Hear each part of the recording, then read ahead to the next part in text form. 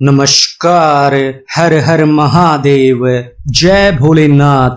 स्वागत है आपका आपके अपने YouTube चैनल पर जिसका नाम है हॉरर स्टोरी विद एके। मेरा नाम अनिल है। मैं यहाँ पर आपको ईश्वर से जुड़े चमत्कार एवं तीसरी शक्ति के प्रकोप पर आधारित कहानियां सुनाता हूँ। आज की कहानी एक पिशाच की कहानी है, तो चलिए कहानी शुरू करते हैं। बचपन से ही ख्वाहिश थी बड़े बंगले में रहने की। मेरी यह ख्वाहिश पूरी हुई जब मेरे पति को ऑफिस की तरफ से एक बड़ा सा बंगला किराए पर मिला। बंगला क्या था, एक बड़ी सी हवेली थी जिसमें 8 कमरे थे। घर के बीच में पुरानी हवेलियों की तरह आंगन था जो ऊपर से खुला था।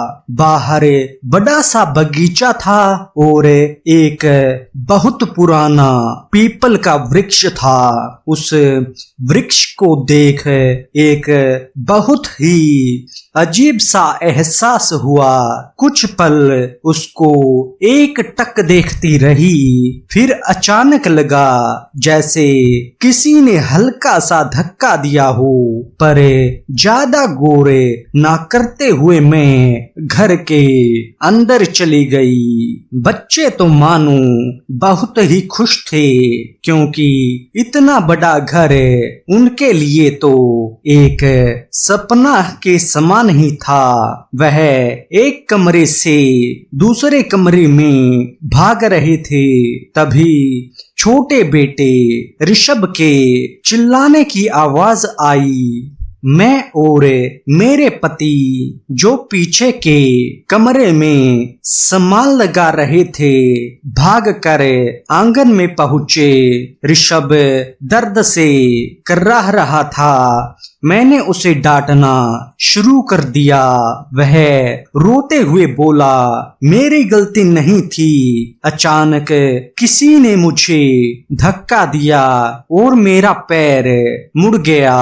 उसकी बात सुनकर मेरे होश उड़ गए क्योंकि ऐसा ही धक्का मुझे ऊपर छत पर महसूस हुआ था। मैंने आंगन में चारों तरफ नजर दौड़ाई पर ऐसा कुछ भी अजीब नहीं लगा।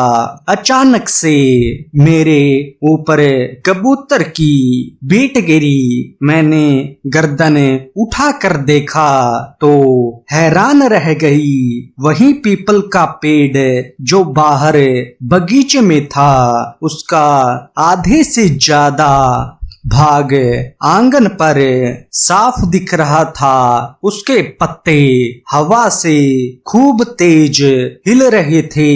ना जाने पर क्यों उस पेड़ को देखते ही मेरे रोंगटे खड़े हो जाते थे। रात को मैंने अपने मन का डर अपने पति के साथ साझा किया। वह पहले तो हंसे, फिर थोड़ा गंभीर होकर बोले, देखो तुम्हारी ही जिद की वजह से मैंने इतने बड़े बंगले के लिए हाँ किया था, इसलिए इस वहम को दिमाग से निकालो और अपने सपने को खुलकर जियो। फिर दोबारा ऐसे घर में शायद ही रहने का मौका मिले। कह तो वह ठीक ही रहे थे।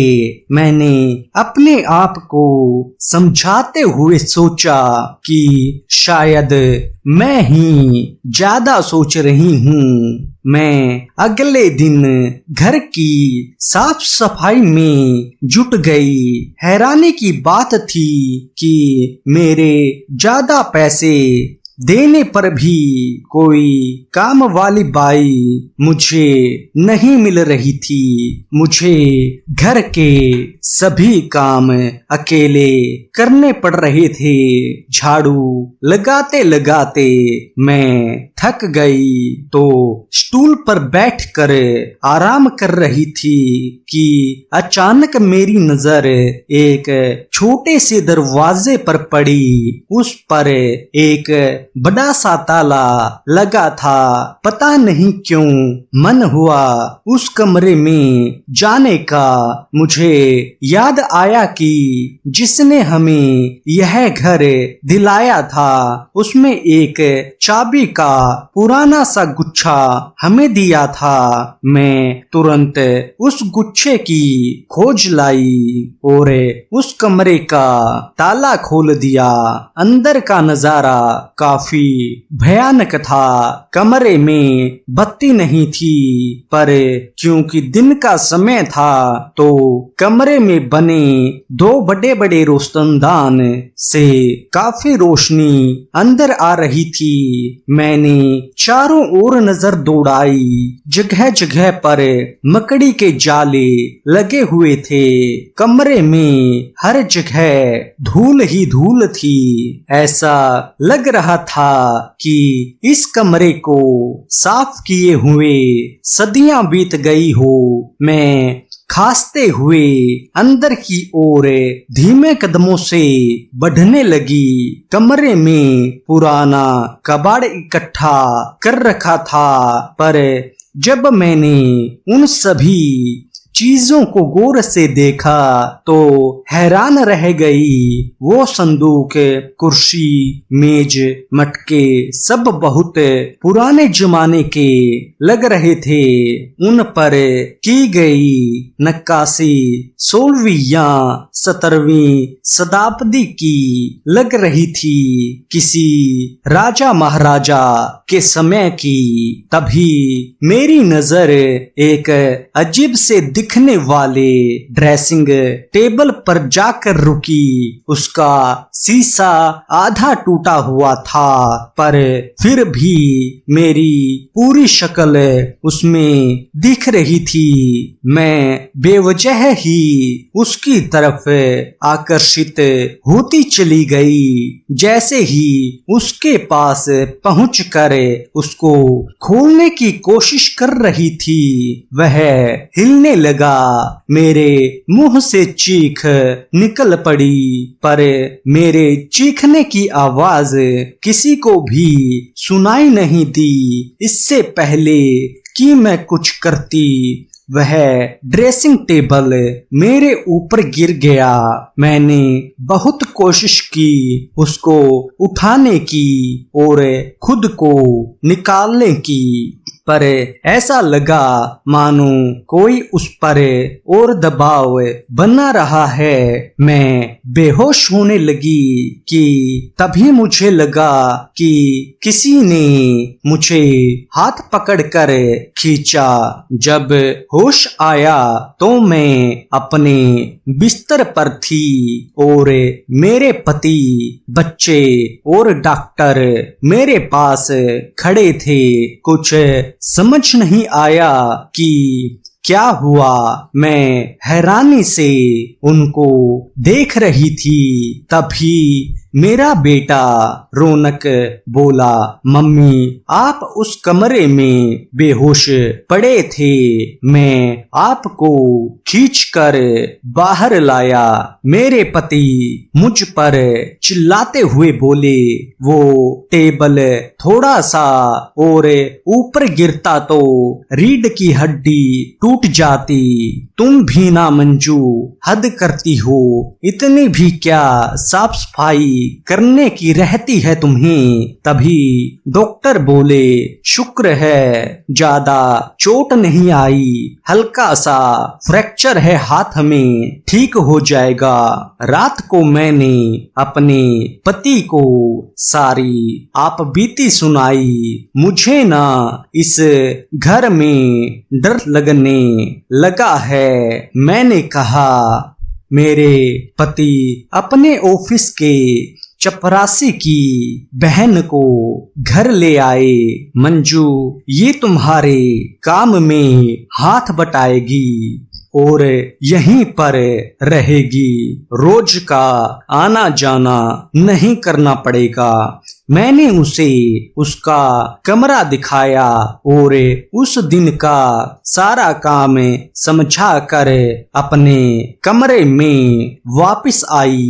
शुक्रिया, आपको मेरी कितनी फिक्र है, यह कह कर अपने पति के गले लग गई। तभी मैंने खिड़की के बाहर एक साया देखा। मैं भाग कर वहां गई, पर्दा हटाया पर कुछ नहीं था, शायद वहम ही था। यह सोचकर अपने दिल को मना लिया। कुछ दिन थोड़े सुकून से बीते। फिर एक दिन हमारी बाई आंगन में बंधी तार पर कपड़े डाल रही थी कि अचानक उसके चीखने की आवाज आई। मैं भाग कर वहां पहुंची तो देखा कि वह फर्श पर गिरी हुई है और जिस लोहे के डंडों पर तारे बांध कर हम कपड़े सुखाते हैं वह उस पर गिरा हुआ है। अरे लता, यह कैसे हुआ? यह डंडे तो बहुत मजबूत हैं, यह तुझ पर कैसे गिर गए? मैंने अचरज से पूछा। फिर मैं किसी तरह उसको उठाकर बिस्तर तक लाई और अपने पति को ऑफिस में फोन कर बताया। मेम साहब, यकीन मानिए मेरी कोई गलती नहीं है, मैं तो आराम से कपड़े सुखा रही थी कि मेरी नजर ऊपर पीपल पर पड़ी। बस उसे देख ही रही थी कि ये अचानक मुझ पर गिर पड़े। वह दर्द से कराहती हुई बोली, मेरा माथा ठनका। जब भी हम में से किसी को चोट पहुंची है तब वहां पीपल के पेड़ का साया दिखा है। उस दिन उस कमरे में भी पीपल के वृक्ष का साया साफ साफ दिख रहा था। मेरा शरीर कांप उठा, कहीं कोई पिशाच तो निवास नहीं करता इस पेड़ पर, जो नहीं चाहता कि हम यहाँ रहें, इसलिए हमें चोट पहुंचा कर हमें यहाँ से निकालना चाहता है। मैं अब बहुत डरी सहमी सी रहने लगी। जरा सी आहट होने पर मेरी रूह कांप जाती। मैंने अपने इस डर और पीपल के पेड़ से जुड़ी सभी घटनाओं को अपने पति को बताया। हम चलो कुछ सोचते हैं, मेरे पति ने आश्वासन देते हुए कहा। कुछ दिन बीत गए, मुझे फिर सारा काम खुद ही करना पड़ रहा था क्योंकि लता को गहरी चोट आई थी तो वह गांव चली गई। एक दिन मेरे पति अपने साथ एक आदमी को लाए। उन्होंने उसको पीपल का पेड़ दिखाते हुए कहा, यह पेड़ है, इसकी जितनी छटनी कर सकते हो कर दो। जब मैंने यह सुना तो भाग कर वहां पहुंची। यह क्या कर रहे हैं आप? पीपल का पेड़ भी भला कोई काटता है? मैंने गुस्से से कहा, मंजू, ये सब पुरानी दकियानूसी सोच है। पेड़ चाहे कोई भी हो, उसकी छटनी तो जरूरी होती है और फिर इसकी छटनी से इसकी छाया घर के हर कोने में नहीं पड़ेगी, तुम भी सुकून से रहोगी। चलो भैया जल्दी करो। उन्होंने कहा। वह आदमी पीपल के पेड़ की तरफ जैसे ही बढ़ा, बहुत तेज हवाएं चलने लगी। देखते ही देखते हवाएं तूफान में बदल गई। तभी एक बहुत बड़ी टहनी पेड़ से गिरी और एक बहुत तेज आवाज आई। मैंने अपनी आंखें बंद कर ली। 2 मिनट जब बाद आंख खोली तो सब कुछ शांत हो गया। मैं जैसे ही आगे बढ़ी तो सामने जो देखा उससे मेरे पैरों तले जमीन खिसक गई। मेरे पति जमीन पर गिरे हुए थे और पेड़ की वह विशालकाय टहनी उनके ऊपर गिरी हुई थी और वह दर्द से चीख रहे थे। मैंने घबरा कर रौनक को आवाज लगाई। उसकी मदद से हमने उस टहनी को जैसे तैसे हटाया और उनको अंदर लेकर आए। डॉक्टर के आने पर एम्बुलेंस बुलवाई गई और हॉस्पिटल पहुंचे। मेरे पति की कमर में फ्रैक्चर आया था।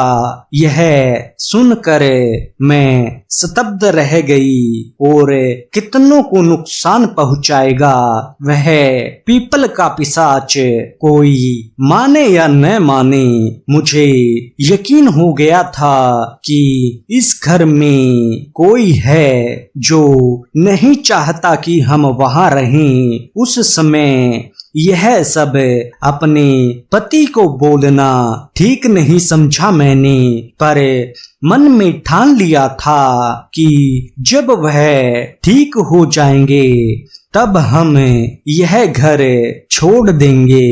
अब हर रोज मेरे हॉस्पिटल के चक्कर लगते थे। एक दिन मुझे थोड़ा लेट हो गया। मैंने घर का दरवाजा खुला हुआ देखा तो घबरा गई। मैं तुरंत अंदर पहुंच गई। जो देखा वह एक डरावने सपने से कम नहीं था। आंगन में मेरा छोटा बेटा डरा सहमा खड़ा था और ऊपर पीपल के पेड़ को देख रहा था। उसके मुंह से आवाज नहीं निकल रही थी। मैंने ऊपर देखा तो मेरी सांस हल्क में अटक गई। मेरा बड़ा बेटा पेड़ से लटका हुआ था। यह देख मेरे मुंह से चीख निकल गई। मेरी चीख सुनकर रौनक डर गया। उसका हाथ फिसला। मैंने फुर्ती से उसके पास में पड़ी चारपाई उसके नीचे कर दी और वह धम से उसके ऊपर गिर पड़ा। मैं उसे उठाकर अंदर कमरे में ले गई। उसकी पीठ पूरी तरह से लाल हो चुकी थी। मैंने उसकी पीठ की सिकाई की और उसे हल्दी वाला दूध पिलाकर सुला दिया। अब मेरा यकीन और मजबूत हो गया था। सुबह जब रौनक उठा तो उसने मुझे बताया कि वह ऋषभ के साथ बैडमिंटन खेल रहा था। शटल पेड़ पर अटक गई। वह उसे लेने के लिए ऊपर चढ़ा तो किसी ने उसे धक्का दे दिया, पर वहां कोई नहीं था। वह गिरने लगा तो अचानक उसने डाल पकड़ ली। पर तुम ऊपर चढ़ा ही क्यों?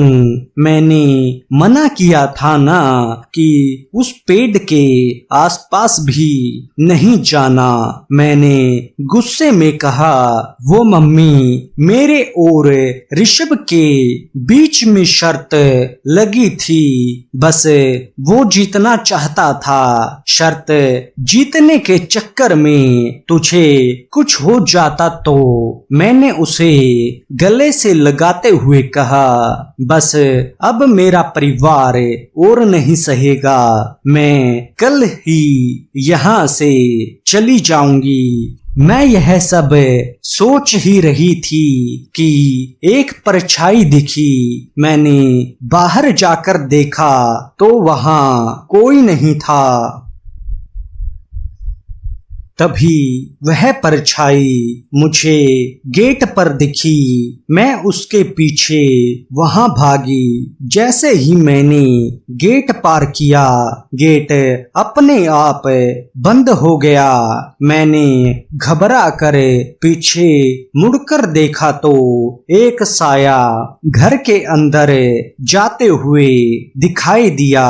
मैंने जैसे ही गेट खोलकर अंदर जाने की कोशिश की, गेट खुला ही नहीं। मैंने खूब जोर लगाया पर गेट नहीं खुला। मैं पसीना पसीना हो गई क्योंकि बच्चे अंदर थे। मुझे समझ नहीं आ रहा था कि मैं क्या करूं। तभी ऋषभ के चीखने की आवाज आई, मम्मी कहाँ हो आप? मुझे डर लग रहा है। बेटा मैं बाहर हूँ, गेट खुल नहीं रहा। तू हिम्मत रख। रौनक बेटा जल्दी से आ, मैं चिल्लाकर बोली। पर मुझे लगा कि मेरी आवाज ऋषभ रौनक तक पहुंच नहीं रही। मुझे बार बार ऋषभ की आवाज आ रही थी पर मेरी उस तक नहीं पहुंच रही थी। मैं असहाय हो गेट पर गिर गई। सुबह जब मुझे होश आया तो मैंने फिर गेट खोलने की कोशिश की। इस बार गेट आसानी से खुल गया। मैं भाग कर अंदर बच्चों के कमरे में गई। वहां देखा तो वह आराम से सो रहे थे। मेरी जान में जान आई। जब वह उठे तो मैंने उनसे पूछा कि रात में क्या हुआ था। मम्मी कुछ नहीं हुआ था, हम तो आराम से सो रहे थे और हमें आपकी कोई आवाज नहीं आई। मैं समझ गई कि उस पिशाच ने मुझे डराने के लिए यह सब किया। मैंने बच्चों को तैयार होकर आने के लिए कहा। मैं उन्हें हॉस्पिटल ले गई। वहां अपने पति को सब कुछ बताया। डॉक्टर के मुताबिक एक दिन बाद उनका प्लास्टर खुलना था। मैंने तय किया कि उस रात मैं वहीं रुकूंगी बच्चों के साथ। अगले दिन सुबह प्लास्टर खुलने के बाद हम सब घर पहुंचे। मेरा इरादा दृढ़ था। मैंने सामान बांधना शुरू किया। एक बार और सोच लो मंजू, शायद यह वहम ही हो। मैं कुछ नहीं जानती, शायद वहम हो, पर घटनाएं तो कुछ और ही इशारा कर रही हैं। मैं अपने बच्चों की जान को खतरे में नहीं डाल सकती। अगर सच में कोई पिशाच हुआ तो नहीं, बस अब सोच लिया हमें उस पिशाच को उसका घर लौटा देना चाहिए। सामान बांध हमारी गाड़ी उस घर के गेट से बाहर निकली। मैंने मुड़कर पीछे देखा। पीपल का वह पेड़ शांत खड़ा था और उसके पत्ते हवा में लहरा रहे थे। ऐसा लग रहा था कि अपनी जीत पर इतरा रही हूँ। अब यह तब तक शांत रहेगा जब तक कोई और वहां रहने के लिए न आ जाए। यह कहानी यहीं पर समाप्त होती है। ऐसी और रोचक कहानियां सुनने के लिए आप हमारे चैनल को सब्सक्राइब कीजिए और वीडियो को लाइक कीजिए। धन्यवाद।